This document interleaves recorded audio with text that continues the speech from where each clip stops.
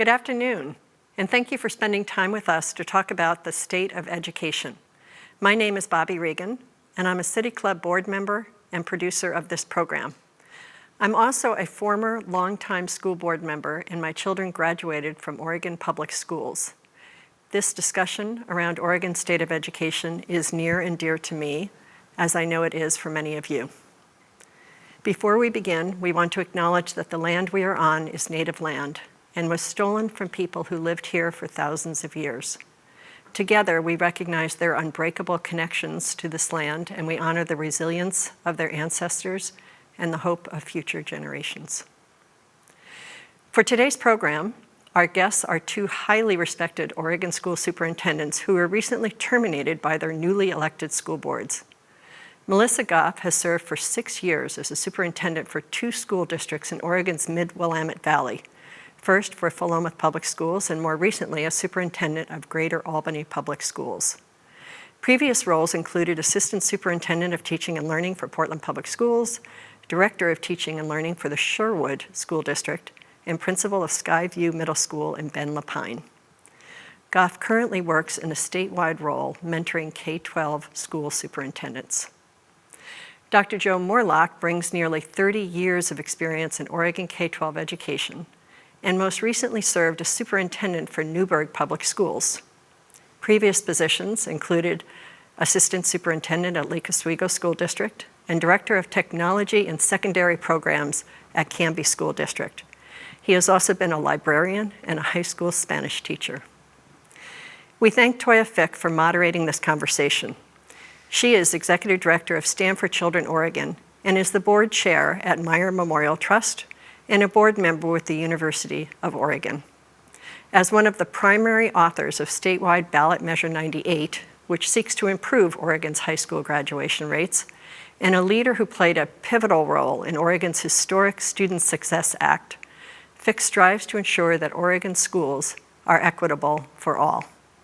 Most importantly, all 3 of our guests are parents with children who attend or graduated from Oregon Public Schools. Before we begin, I want to thank our community partners, Chevron, The Standard, Northwest Natural, Kaiser Permanente, and Tonkin Torp, as well as our partners at Merge Design, for their support in making today's program possible. Thank you also to Kayla Kennett, City Club Communications Manager, for all of her work putting together today's program.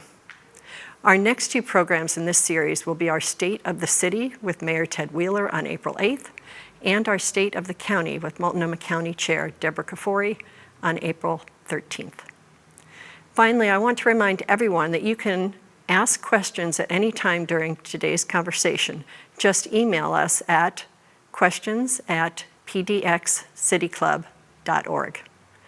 Now, after a short video from one of our community partners, the program will begin. So thanks again for joining us. What's on the horizon? The answers lie beyond the roads we know.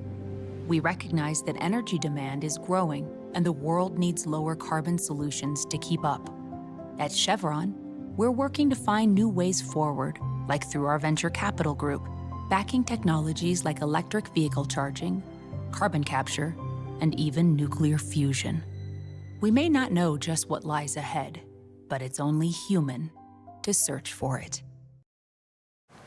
Hello, and welcome to our conversation on the state of education. I'm Toya Fick, and between myself and my 2 panelists, we could spend 3 days on that topic, and we've talked about spending 3 days, but we have limited time today, so I wanted to focus our conversation on what's happening with school boards across our state. School boards have seemingly become ground zero for some of the most incendiary debates in public education, not just in Oregon, but across our country. To me, it's as if a new battle has emerged in public politics and education politics, and it's being waged at the school board level. And I think few people understand that more than my fellow panelists, from banning Black Lives Matter signs and critical race theory and whether or not students should be masked. The school board meetings are getting a lot of attention these days, not just here locally, but across the country. And school board races are attracting a record amount of money, and they're taking a lot of time and attention away from things that we think school boards should really be focused on. Mm-hmm. So I wanted to focus our conversation today on that. I think the consequences of this divisiveness is really impacting students and families that superintendents and teachers and education leaders are trying to serve. So that will be the topic of the focus of our time today. And I'm looking forward to questions from you all. So I want to thank my colleagues for joining us today. And let's start with your journeys towards becoming a superintendent. Melissa, let's start with you. Tell us in a few minutes how you became a superintendent. Tell us about your journey, and then talk to us about why it ended so abruptly last year. Okay, thanks, Toya. I'm really happy to be here. Yes. So my journey to becoming a superintendent was long. It started actually when I was in college and volunteering in an English learner classroom, working with students who were learning English as their second or third language. I really enjoyed it, went home during the break, had a conversation with my younger brother, and I was very surprised by his response. He was a foster child, was in the foster system, and was actually, we were his second adoptive family, and that really impacted him in very serious ways, long-lasting ways. He was only a year younger than I was, didn't come to live with us until middle school. So my brother's experience, however, that he shared with me that day was stunning. I had talked about some of the teachers I loved the most that I had had in middle school and high school, who I felt really pushed me and really engaged me in important ways. My brother's experience with those same teachers was vastly different. And as we broke down why that might be, we really just talked about the challenges that he was bringing into the classroom, such as an inability to sit still, were things that teachers didn't necessarily have the training on how to work with students like my brother. We had one teacher, however, whose class he actually didn't pass, and who I loved, who inspired me to become an English teacher, that he said made the biggest difference for him in schooling. And in that moment, I realized that's where I wanted to be as a teacher. So I became an English teacher, loved teaching language arts, middle and high school, and then eventually got into administration and eventually into a higher level administration. As an assistant superintendent in Portland Public, I really had the opportunity to dive deep into equity work beyond the equity work that I had been engaged in to date, to really examine my own, how I engage with the world as a white woman, and how others experience the world differently, and how I might be able to change outcomes for our students of color and our students who are learning English. That work seeded for me a dedication to equity work as the center of who I am as an education leader. Was able to bring that work to Philomath and start equity work there that is still ongoing, and I'm very proud of the work that they're doing, and then was able to expand that in Greater Albany as well. Greater Albany had, when I was hired, had just released their former superintendent. It was a different board, and it was for different reasons. And they were really needing some stable leadership. And I came at a difficult time because COVID struck in that first 9 months of my leadership. And so after that happened, in the beginning, I think what we all experienced, Joe will say this too, everybody loved schools and was so appreciative of the teachers and so appreciative of all of us who were working hard to shift our systems. But when people got exhausted and no longer wanted to wear masks and were feeling that quarantine was really keeping them from engaging with other people, that response really changed what happened with me in Albany, with some of the community members, and certainly across our state, and we see that everywhere. When I was released for no cause termination, which means that there is no reason to terminate me except that the board, excuse me, felt they needed to go in a different direction than the leadership that I was leading.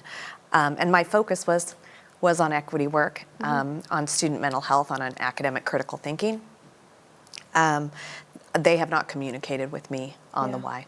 So, Joe, tell us about your journey to becoming a superintendent. Sure. Well, it was never really a plan for me to become a teacher, honestly. My father was a teacher, and he actually sent me a classified ad a long, long time ago when they used to have those in newspapers, and you remember those. yeah. I think they might still have them. They probably do, yes. In the library. And I had already been doing work like that. I was tutoring adults who couldn't read. I was working in Campfire Boys and Girls in the summertime. We had programs in Gresham, in outer East Portland, and in Hillsborough. And so I was always doing that kind of work anyway. And then I found myself coaching a youth team. And so when that classified ad came along, I was like, well, I'll just try this. Yeah. And it was great. And I taught high school Spanish.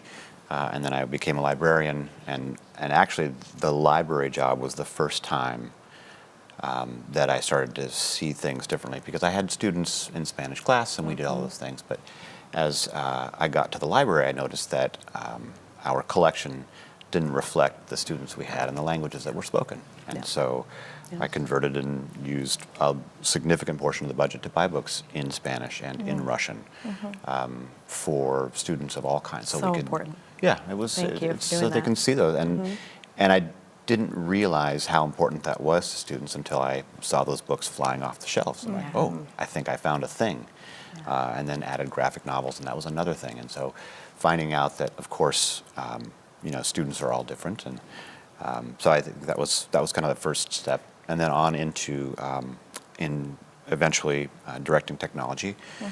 And in the technology work was the next phase of that for me, whereby we were focusing some of our most critical work we were using at the time. iPod Touches was the first one in the world, and we did them at third grade, and noticed that students who wouldn't traditionally have access to devices, they would hold them, like this precious resource, and then, which was fun at the beginning, and then what we noticed were that their achievement scores were outpacing.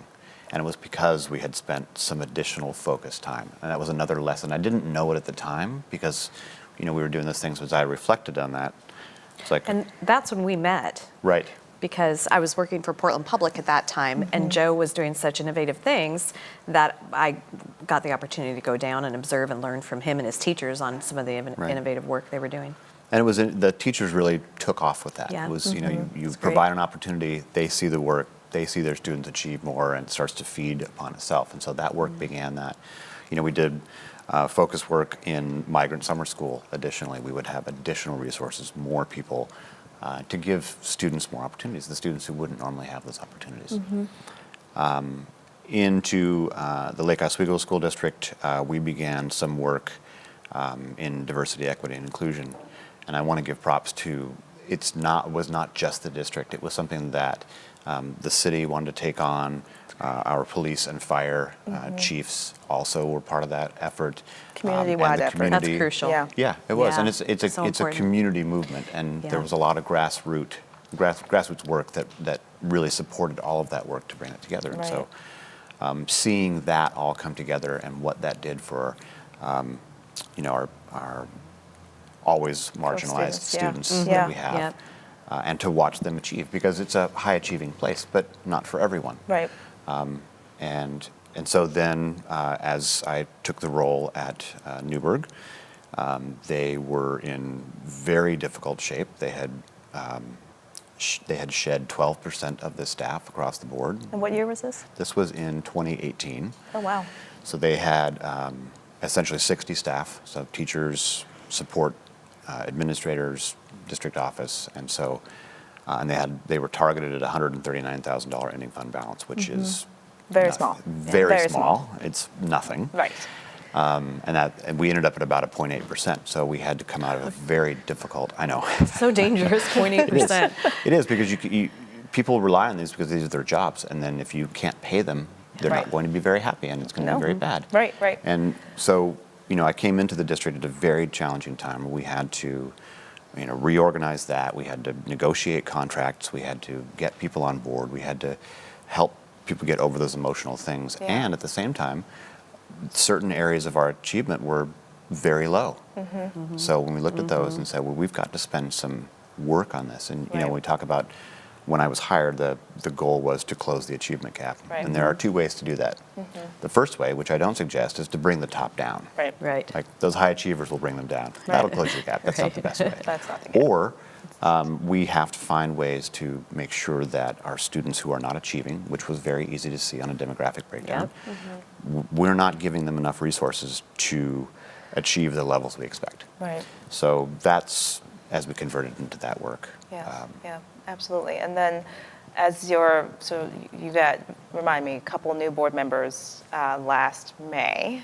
Is that correct? Yes. How many new board, 4 new board members of a 7? Well, it's a 7-member board. There were 2 new members, one 2. additional one who won re-election. Gotcha. And then Who did things started to resign. change a Yeah, little bit. I don't think I mentioned, we had 3 out of 5 new board members. 2 out of 5 new board members, and I want to talk a little bit more about that. Both of you, as I understand it, when some new folks came in, different priorities were set, and that's sort of where there was a lot of misalignment. As I mentioned earlier, school boards are getting a lot of attention. School board races are getting a lot of resources. In fact, one in Salem-Kaiser attracted about $350,000 for 4 seats. Wow. Right? That's more than your ending fund balance at Newberg when you took over. Yes, it Wow, is. that's More than twice. 350, not for school boards in New York City where things can be a lot expensive, but 4 seats in Salem-Kaiser. I have a lot of thoughts about that, but most of it came from 1 or 2 interest groups, and so there's been a lot of conversation about the role that interest groups or external groups play in student achievement and the work that you all did in your school districts. Can you talk a little bit about, maybe we'll start with you, Joe, whether or not these sometimes external organizations really represent parents and families and kids and the needs that they have, or if so, tell me how you know, if not, tell me how you know that. Well, I think if we zoom back out and try to discover why do we exist as a system, right? Why do we have public education? And that, of course, you want to have an educated public. You don't want to have people who have no information, no knowledge, and whatever. And so you have systems which are full of people who have spent their lives or careers trying to help students read, trying to help them learn math, trying to help them, trying to feed them, get them here and back in school. And so I think that there is a lack of, first of all, it can seem like it's not transparent. The challenge is that you can't explain every single thing that you've done that day, because that would be replaying your 12 or 15-hour workday. Very long days. Right, there are a lot of days. Very long days. Yeah, and it's a massive organization. It is a multi-million-dollar operation with hundreds of employees and thousands of daily clients. And to explain certain things, you have to give them some context. Like, why are we reading about this? Like, well, there's a group of people who come together and they decide on a curriculum, and it comes to the board, it gets reviewed by the public if they wish, and then the board adopts that curriculum. And so I think that people sometimes see it as far simpler than it is. School boards have one employee, and that is their superintendent, and they can only hire and fire that one person. Right. And that's their CEO to run it. And I think that sometimes I think outside organizations, I think they do represent some people's views. I don't think that they would win elections if they didn't. Right. And I think that it's really important to remember that we welcome every child that walks in the door, regardless of where on the political spectrum their parents are. That doesn't actually matter. You're here, we're going to care for you, we're going to do our best to support you in school. And it seems sometimes that people who don't want something for their own child also don't want it for everybody else's children. And that's a hard conversation to have. Say, we have to educate each child, and we have to do things sometimes differently for some children than others. And it may be something that you don't agree with. And we try to take them back to, here are the standards given to us by the state. Here are the things that we're being asked to do. When you hire us to do these jobs, you want us to make sure that your child is safe, they're welcome, they're secure, and they're learning.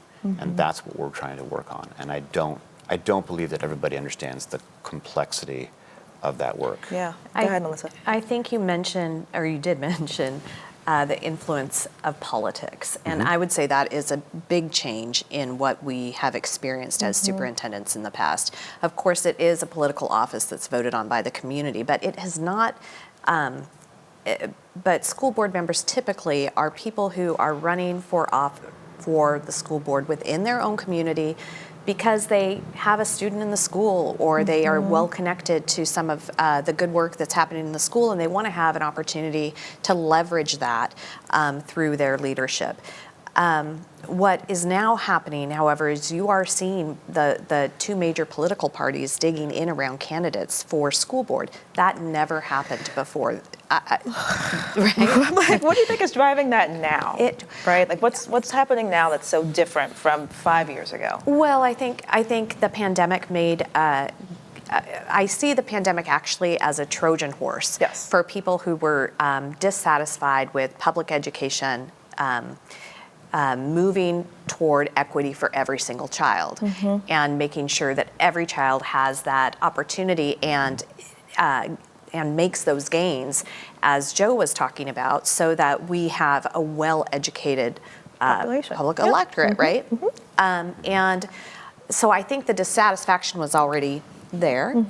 I feel that COVID-19 and the frustrations that people felt related to their own individual rights in association with COVID-19 became a very good cover for people who wanted equity work and this work that we are engaged in and so many of us in education are engaged in to make sure that the students, that we redesign our system so that it meets the needs of all kids, that doesn't happen. Honestly, by and large, our schools still look like they did in 1860. They are not vastly different. Where they're different is in these projects that Joe's talking about, where iPods were being used to really help kids listen to their own reading skills, play it back, learn where their mistakes are, and read it again. It was very simple but very powerful use of technology that we saw there. That is the type of innovation that we want to see, and what that does is it pulls everybody up, all students up. There are certainly concerning components to what we're seeing as well. In Albany, during the presidential election, which happened just 6 months before the election for school board, we saw, right? That's funny. Right? Didn't even put those together. There was, and Black Lives Matter protests having happened the summer, just 6 months before that, right?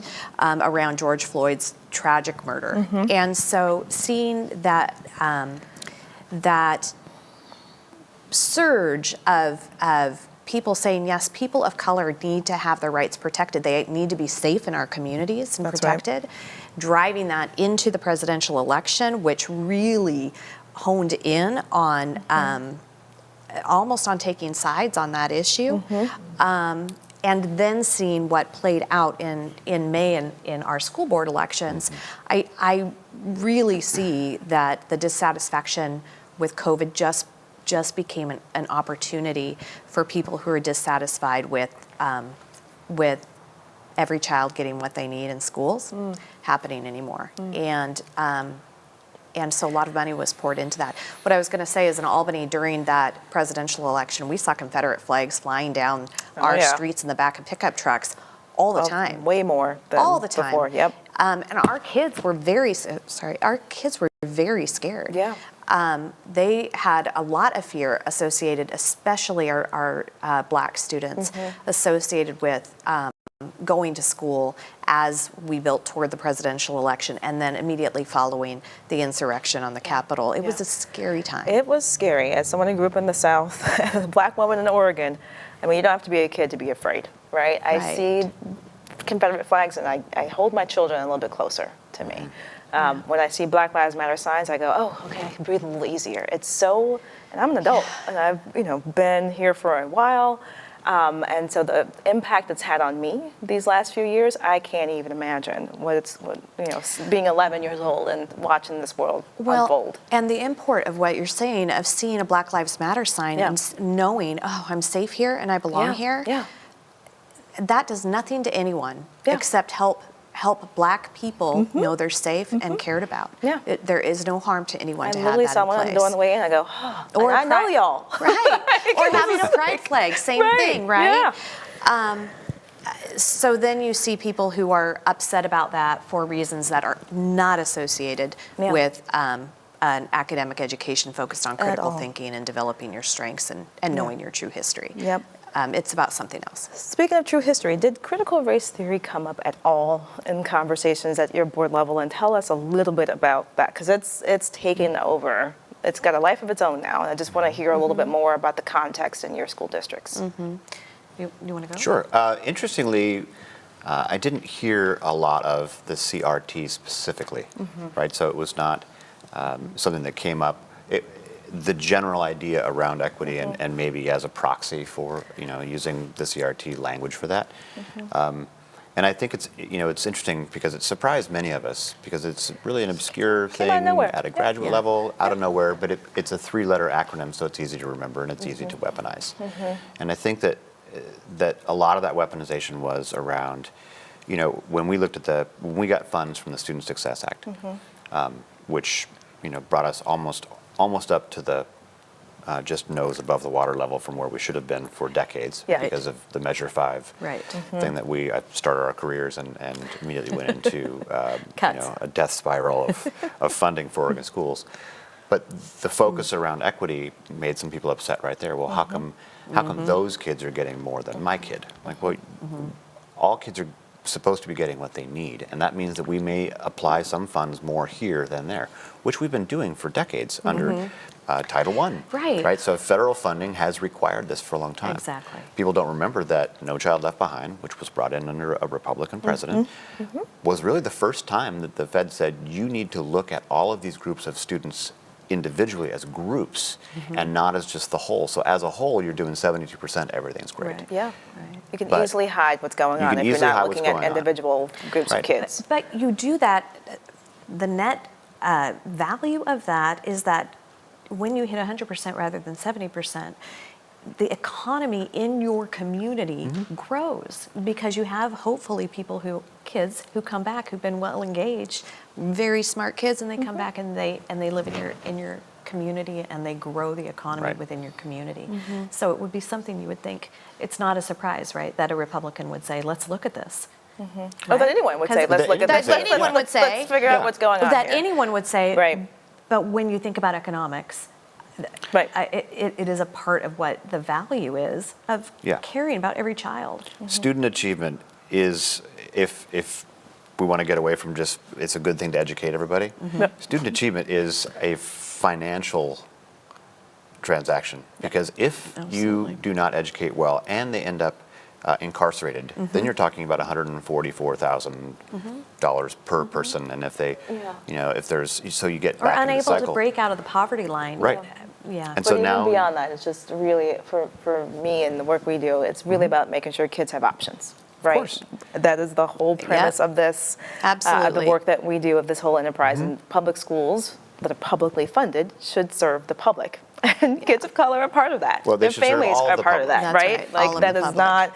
So this debate about critical race theory is just making me a little crazy, and I think it is a red herring, and we'll get to that in a second. But the conversations that I had to have with people who aren't as engaged in this is around like, what is it, and is it being taught in our schools? And it seems to be taking up a lot of time at the school board level. So I'd love for you to address like what's going on. I think our school board members are probably hearing it more from community members who are speaking at board meetings or who are talking to them in social media circles. We have.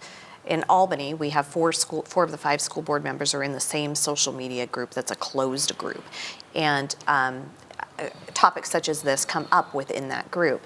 I think that what folks don't understand is dangerous, right? So when you don't understand that the history that we've been teaching is a history of a singular perspective, it discounts the lived experiences of 500 years of American history, of Native peoples far back, long before that time period, and fails to speak from the lived experiences of people of color and immigrants within our country, fails to speak to the Native perspective, and ignored boarding schools. None of us in Oregon school, I don't know, I'm an Oregon school graduate. We certainly didn't talk about Native American boarding schools when I was growing up. We certainly didn't talk about the Tulsa massacre. None of those things were discussed. Talking about those things does not create an issue with race in our country. talking about those things is talking about the existing issues of race within this country and the historical issues of race within this country. And our children need to be prepared, no matter if they are Black or white or Latino. They all need to be prepared to have those conversations and understand better how we have operated in the past and how we want to move forward together for a better future. I love it. And I think that the easy cry of no CRT it really discounts what's actually happening in schools, which is just tremendous work by fantastic teachers. Absolutely. Right. So And- go ahead, Joe. There's a lot of fear around that, right? So it's interesting because, and you hear this phrase a lot, you know, we need to learn our history so we don't repeat it, you know, and those kinds of things. But, you know, people often they'll take a very contrarian stance to that, to, well, we shouldn't talk about that because it's just going to make it worse. Like, no, people should know that Central Park was actually, before Central Park, it was a Black community that had been built by Black people. Wow. And it was a community with banks and schools and everything. And it's not, and people will say, well, you're just shaming us for being white. Like, no. We're just explaining that it's a long and challenging history. It is important to recognize what we did to our native peoples. It is important to recognize what we did to people of Japanese descent during World War II. Not very long ago, right here in Oregon. Right here in And Oregon. those are important things to remember, to remind ourselves so we don't repeat them. You know, in a journey I was in Berlin at one point, and they have signs of like, well, this is where the book burning was. They have a picture of it, and it's not to celebrate it; it's just to remind you. By the way, this is where this happened. This happened here. Yeah. Right, and it's important to remember that so you don't do it again. So you understand the hurt that it creates. And I think that people often say, well, you can't talk about it because it's going to make me feel bad. Yeah. I'm not making you feel bad. I just want you to understand that history is complex. Yeah. And we've done some things that we shouldn't be proud of. Well, and the cry of "don't make my child uncomfortable" is to me somewhat offensive, because not having spoken about this in schools at all, how do the children of color, the Native American, the immigrant students feel? Right. They have felt uncomfortable for that entire time, and no time. one has expressed concern about that. Yep. Because their parents are too busy working. They're too busy learning English. They're too busy trying to make sure that their children get the support that they need at home to then come in and advocate in the way that parents who have more privilege are able to do. And so I think it's very troublesome that people would interpret us serving all kids better and addressing our history as somehow making our white children less, or making our white children, feel like we're casting blame. Certainly we're not. Certainly we're not casting blame on their parents either. Not at all. It's Not just at all. It's just history. It's just what's happened. And speaking of making folks uncomfortable, I was on a board not too long ago where we were talking about these issues and how we respond. And one of my colleagues said, it doesn't make sense to get uncomfortable about this right now, or just maybe it's a flavor of the month or a fad. And I go, well, it only took about 400 years to make this the topic of conversation. And so I think it's about time, and I hope it doesn't go away anytime soon. But I was shocked as I was preparing for this, got some access to some research and some data around how people feel about their local public schools. And I was pretty surprised what we found. And so we'll put it on the screen so folks can follow along. But when folks were asked their local school boards, what's your impression of your local school board? 58% in the Tri-County, so that's Washington, Clackamas, and Multnomah, felt pretty good, positive impression. And what surprised me is that it was the same in the Valley as well, and in some of our more rural parts of the state, so Eastern Oregon as well. But the difference came when people, when you cut the data based on whether or not you have children at home. So 72% of people who have kids in the household said they've had positive impression of the local school board, even in these times where there's so much divisiveness. People who have kids at home were pretty satisfied, a pretty positive impression. That number dropped precipitously if you don't have kids in schools. And that made me think about, I ask my kids all the time what's going on in the school every single day. And I get a real-time understanding of what's happening in school. It gives me a view of, what you said earlier, people don't know something, it's a little more terrifying. And I think that's what's being reflected here in terms of people sort of thinking about what's happening in schools, but not having a way to really engage and have access. So questions, were these numbers surprising to you? What do they say to you? And how do we better inform people who don't have kids in school about what's going on, so it's not so scary, or maybe they're not thinking things like, well, these kids shouldn't get more than others or anything like that. Just love your thoughts on it's interesting to me. Really, my first thought in seeing the first slide, I think COVID has depressed the overall feeling of people, right, regarding schools overall, and that is just the state of us living through this pandemic together.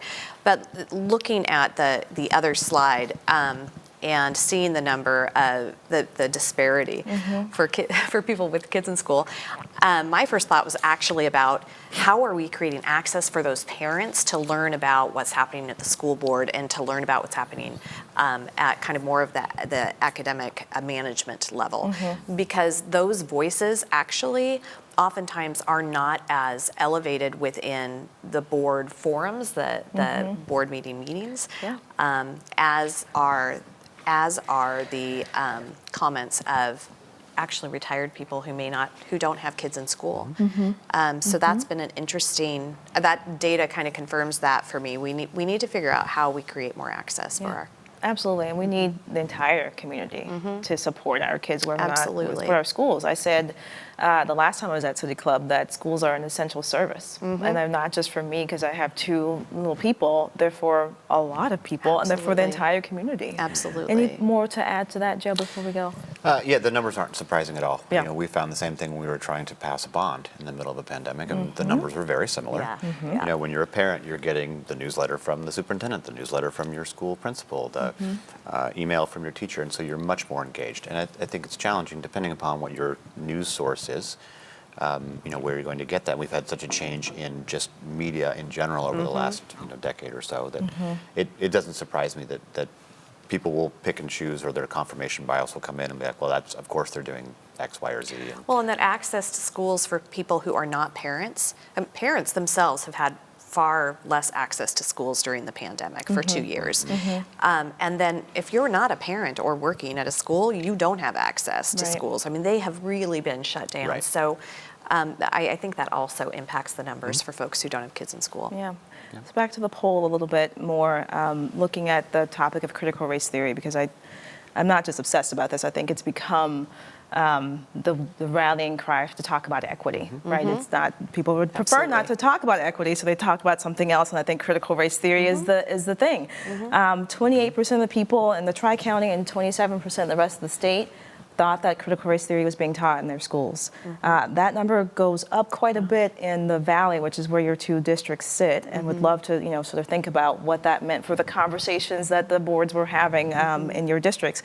And then if you asked if folks supported critical race theory, 32% of people who do not have children were not supportive. That number was nearly double for people with kids in school, right? So, that dichotomy of living in a more white community and not having kids in school, that, not supportive, and you think it's happening. And so you show up and you have conversations about these things that are not really going on. I'd love thoughts about that. Right.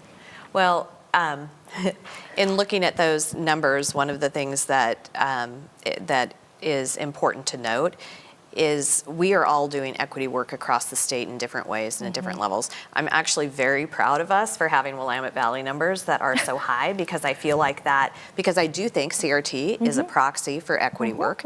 And I think it means that Joe and I, as white allies, have been really trying to lead the work along with other allies such as Ryan Noss and Corvallis, really trying to lean into equity work and make good things happen for all students and communicate that with our communities. So I'm super excited to see that number. And then when we look at the numbers, between the 58% split. I can't remember the other was low in the 56 20s. and 32. 56 and 32, yeah.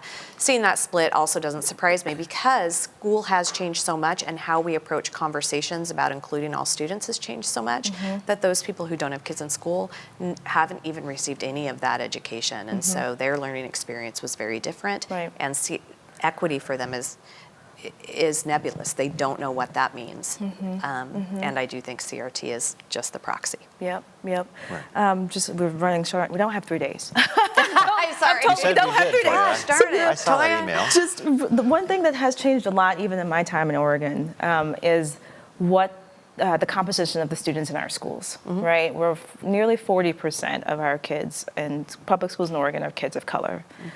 And I, often go into schools before the pandemic, and particularly the black students would just go, "Oh my gosh, there's a black lady walking around," right? Like the looks I got just made me sad, but also surprised me. And when you look at the superintendent level, folks leading our districts, only about 4% of those people are people of color, right? So there's not much reflection of our students and our leaders and in our teachers. About 10% of our teachers are teachers of color.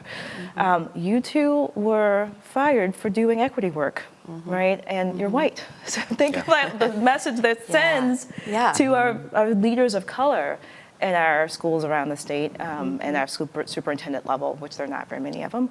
Love your feedback and thoughts. I mean, on folks who are leading this work as people of color. What can white allies do? Just want to give a few minutes to that topic. You want to start? Sure. It's really hard. And we have a pipeline problem, and part of that is, when we're not hiring enough staff of color so students see themselves reflected in the staff who work with them, their teachers, their administrators, and what have you. And so it continues to feed that way. It's small numbers coming in. They don't see them. They don't think about becoming a teacher. We don't market ourselves very well. This is actually a great thing. One of the things we started in Albany was when I was there as a Grow Your Own program. And so we actually have scholarships available for students who are graduating, students of color or bilingual students, or classified staff who are interested in becoming a teacher. And then we support them through their junior college or regular university programs with the requirement to the investment that we have first right of refusal. So they come back and they interview with us, and we have the opportunity to hire them. Come back. We want you back in our system. And we're really excited about that program. It's just, it's young, and I'm hoping they continue it. Well, and this is the next step of that, getting them in the door, and then how do you keep them in the door? Yes. Right, and I think that's where, building in some systems of support, affinity groups as an example, like a place to come and be among people who understand your lived experience a little bit. And you do have to provide those levels of support because, if you read the report about superintendents of color, and as I reviewed that, I was looking through that and saying, yeah, exactly. They need, whoever the superintendents are in this report, they needed support from peers who had a similar lived experience to be able to just commiserate a little bit, like this is really hard work. And you mentioned before, we have 2 white former superintendents who were fired for doing work in improving the outcomes of students who have been historically marginalized, BIPOC students and LGBTQ. And I think it's really important that I don't know how to improve those numbers. And I also know the job is already very lonely. Yes. You're really on an island all the time. And you're on far more of an island if you're a superintendent of color because there are so few of you to connect with, and also, what kind of supports do we put into place? What can professional organizations do to support that? You've got OWALA, who's been doing a lot of work, the Oregon Association of Latino Administrators. You've got other groups that have been trying to support, COSA has been doing some of that work, and the Department of Ed. You also have partnerships with the NAACP that can be extremely valuable in welcoming particularly Black employees into a community, let them know information that is unique to them regarding where they want to go to church or where they can get their hair done, things that are really important. Still haven't answered that second question for myself. So You haven't. do my own do every day. Right. Yes, I mean, these are really important conversations. Our Hispanic Advisory Council also was super supportive of our Latinx employees and trying to find those partnerships, because as a white person, I am not going to be their best partner. I can be their ally, and part of being an ally is helping them build connections. And I think what I would talk to folks who are wanting to become a superintendent or are as superintendents of color, I would just encourage them to identify who those white allies are that they have and accept the support and connections that they might be able to give them, and also accept that that white ally might be willing to take a step out in front to allow you to continue within your work. And I think that's part of our role as an ally is to do that. So one more question. I read a quote recently, I'm going to read it now, that really sort of stuck with me over the last couple of weeks. It's a teacher from, not in Oregon, but I think it's very applicable to the conversation we're having today. She said, while the school board is fighting about politics and theory, none of that has a place in my classroom. My biggest fear is that this is our new normal and that board meetings are not concerned about what's happening in our classrooms. School boards have a lot of control over a lot of things, not just who is running the school district, but the budget as well. I mean, it's a $9.3 billion state school fund, and all of it is controlled locally, so that's a really big part of the work. The policies that school districts have in place come from the board, or don't come from the board, but are approved by the board. So there's a lot that can happen at the school board level. If they're spending time on these other things, what aren't they spending time on? And what should the public, who's their only boss, the public is the boss of the school board, the public is the boss of the school board, vote next May in your local school board elections. What should the public be demanding that districts spend their, school boards spend their time on? Well, I think on the front page of every paper right now, we should be talking about students reading. We have just spent these last couple of years in a pandemic where our youngest children, our youngest learners, who are just getting the building blocks of reading under their belt, have had very little direct instruction from teachers to help them learn to read. We also need to be worried about the social and emotional impact that just a scary thing going through a pandemic where people are getting sick. That in itself was scary, right? You add on top the isolation that many of our students have felt, kids who are already high anxiety, what they're bringing back into the classroom. Those are the conversations that school boards need to be having right now, front page every day. Should be on the front page every day. And the fact that that is not happening, and instead we are talking about CRT, which isn't even being taught in classrooms, is really irresponsible, especially when you look at the fact that they are responsible for millions of dollars being spent. How can they not be focused on these issues right now? Love it. Right, exactly. We should be, think about this kind of separation we've had. We've got students who have been on their own depending upon their home situation, any number of unknown trauma. We unfortunately saw the number of child abuse reports increase as kids came back because now we had adult eyes on them. And it's not dropped while they were gone. Dropped while they were gone, and then increased when they came back. And I think they should be demanding answers to, what is it you're doing for my child's mental health and wellness? Not arguing about whether the mask is making them uncomfortable, but what is it you're going to do to help my child feel okay, or all of the children? Because they were going to come back in, and we've been kind of in person, and we've had this start and stop, but that's going to stay with them for a long time. We're going to have this kind of pandemic-affected group of students, and we've had it on different levels. So at high school, for some people, their first day of being in high school was as a junior in high school. First time. They were an 8th grader, and now they're a junior, and then they've been on this distance thing. Distance works for some kids, but not for most. Humans are very gregarious. We're very tribal. We like to be around each other. To be together. Right. The first time I've been in a room with more than 2 people in a long It's so time. weird to have this. So it's just really important to be asking those questions. What is it you're going to do to, our reading scores should be off the charts. Our math, why are our students not doing well in math? Those should be the questions that they're coming in and just demanding, I want to know why this is not happening and this is not happening. And instead of arguing over the red herring stuff that's really irrelevant in the grand. And if they're focusing on these things over here, they're not really directing the resources that they can be directing to the students who need the support the most. Because the school staff is doing that work. They are just killing themselves. They are killing themselves. They are working so hard. I guess that's the other thing. They should be thanking every employee in the school district, every bus driver, every facility worker, everyone, everyone who puts wax on floors, everyone who serves meals to kids, every teacher, every education assistant, every secretary, every administrator, every job role. Our boards should be expressing the same level of appreciation as what happened on March 22nd of the first year of the pandemic, when everyone realized, oh my gosh, our kids are now no longer going to be an in-person school. They're all going to be home, and holy cow, that scares us about how we're going to handle our home life, right? That level of appreciation should still be being shown, and it is almost as if some of, it is, that there are many board members showing disdain. And for me, that's reprehensible. So we have a couple questions from the audience. We don't have a ton of time, so we'll go a little quicker on these. Is it a good time, to your last point, to become a teacher right now? Right, there's a shortage of all the things happening in our schools. Is now a good time? Tell us, love your thoughts.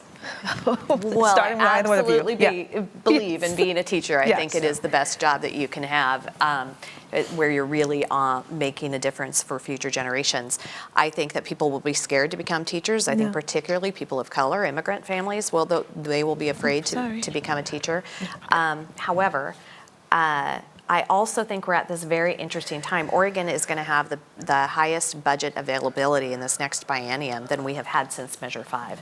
So, and we are also going to see teachers and other professionals within our school systems leaving the profession.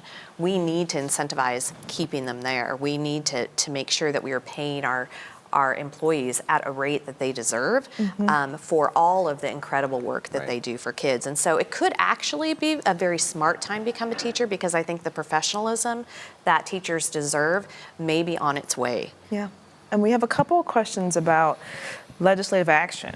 What future legislative action can be taken, and either one of you can take this, to keep what's happening right now, what's happened in the last few months, from happening again? Like, what are your thoughts about how to make sure that the school boards are more accountable to the people that they serve? Well, I don't know about specifics, so I'm not a lawmaker, and I don't play one on TV, but I think it's important to realize that there aren't a lot of checks and balances within those systems. So there's no oversight of school boards, as an example, right? When things go awry, or when laws are being broken, or other things that may or may not be happening. But it's very challenging the only way for somebody to hold them accountable is to, file a lawsuit, and then 2 or 3 years later, but they may or may not even be on the board anymore. And imagine the skills you need to have and the resources you need to have to file that lawsuit. So I think it's important to have some kind of oversight, and I think that that doesn't take away local control, and I think that's always the big scary, like, it's our local control, like, yes, and you also need to have some bumpers on the bowling alley, because you don't want all the balls going in the gutter, because we've got back to the money and what's happening for kids and the kinds of supports that we need and the kinds of things we have to do in the school system. Those are all really important. But I think action of that kind of nature, whatever that oversight looks like. Yeah, because to be clear, there are laws that govern the behavior of school boards. They're just simply the Oregon Ethics Commission has very limited oversight of investigating whether they're holding up to those standards. I know there are several bills right now, and folks should get in and take a look at the House bills. I actually spoke in favor of House Bill 4140 today. Which is in relationship to expanding the ability of the Ethics Commission to take a look at school boards who are walking outside of the law. Those lines, yes. And then Senate Bill 1521 talks about no-cause firings and making sure that there's a lot more notice and a lot more conversation that should happen between the board and the superintendent. But sticking with you, Joe, around the instability that can be created when something like what happened in your district happens. I know your district has lost district staff and a principal or two, and recently one of the school board members resigned because I think she was the only woman of color on the board, and she just said, I cannot take this anymore. And that all creates instability. What kind of environment ultimately does this create that will impact our students? Well, when you create instability within a system like that, it may not be immediately apparent, like people who are quitting and leaving and doing those things. But the challenge is that you have teachers in classrooms with kids who are hearing this conversation happening all the time, and they might think, well, maybe I'm next. And then you know as well as I that when you're focused on something else, you're not focused on the work, you're not focused on the children with whom you are sitting right now, and you're thinking about this other conversation that happened, you know, and it's constant. And then you have people who are leaving, people that you like.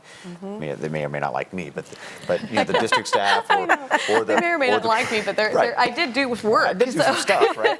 But you know, but if your principal leaves, that's traumatic. That's a big thing. It is. It creates instability, which then affects the children again, and I think that's it can't be overstated. It doesn't seem like it's a big deal, but it really is. I mean, it's traumatic for the children too. Right. Yeah, that's what right? it is. Yeah, right. I mean, not just the staff if people weren't catching that, right? Right.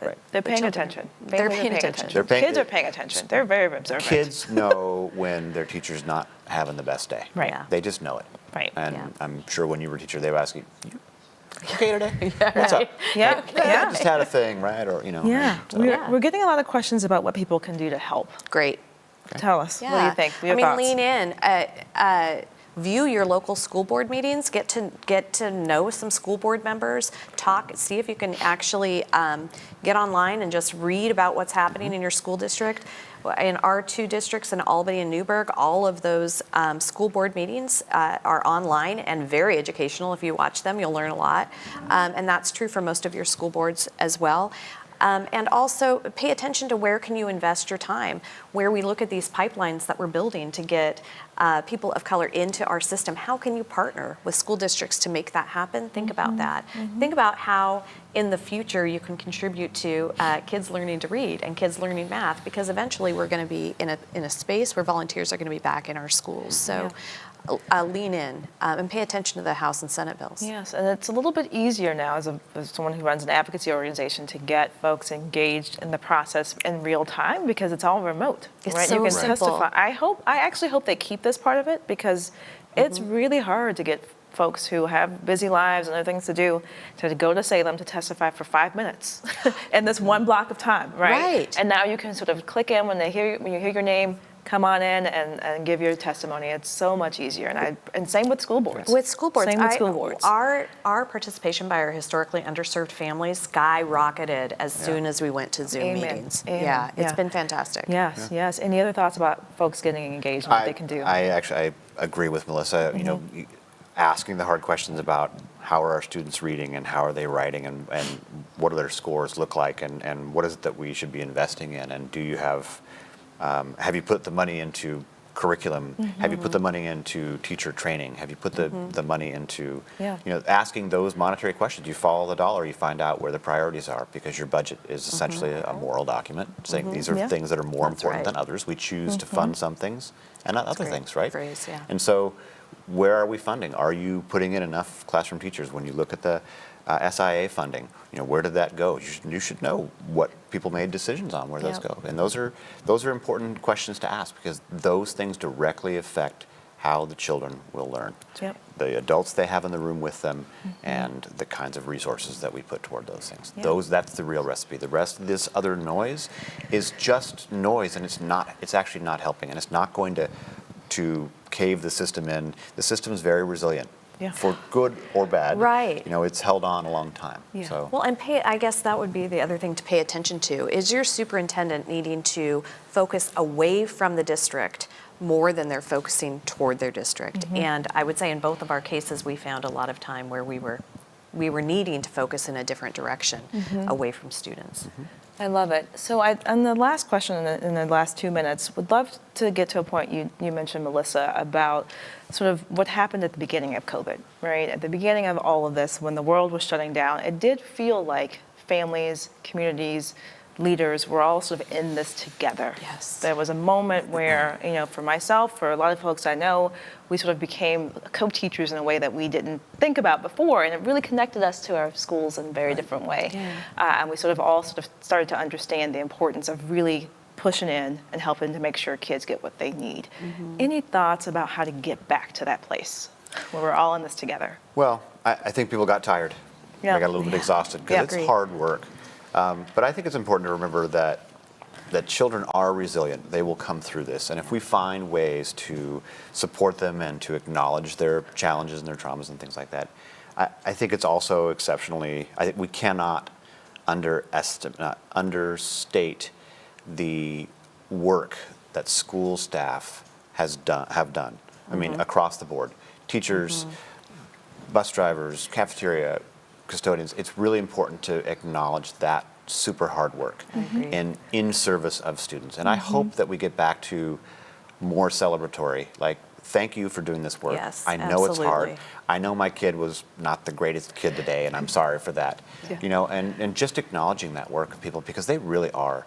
They're working exceptionally hard. Yeah. And the students will come through this. Yes. And we just have to really focus on this is what we want best for them. Yep. So let's just take a moment to thank teachers and leaders and families and parents and students for being so resilient. Thank you all as well for joining us today. Thank you, City Club, for creating this forum. And thank you, Joe and Melissa, for the work that you continue to do and for being here with us today. So with that, we really appreciate you all being here, and thank you so much. Thank you. Thanks. Thank you for having us. Of course. Toya. It was fun. Yeah. Yeah. Thank you.